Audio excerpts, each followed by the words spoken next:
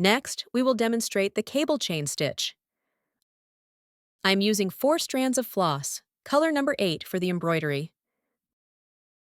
Bring the needle through from the right end position.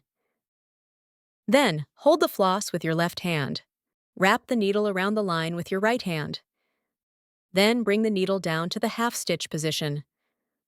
Bring the needle through, pointing left. Wrap the floss under the needle.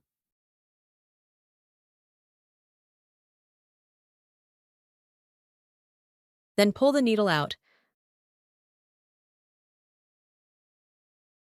Slightly adjust with the needle.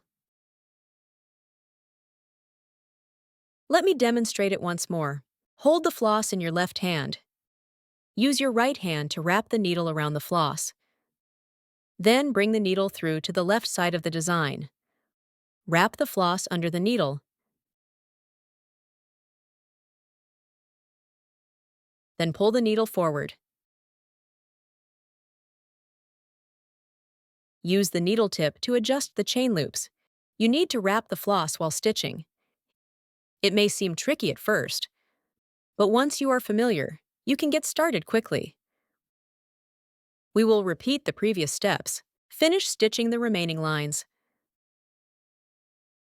The finished effect looks like a chain. Each link is interlocked, creating a three-dimensional feel.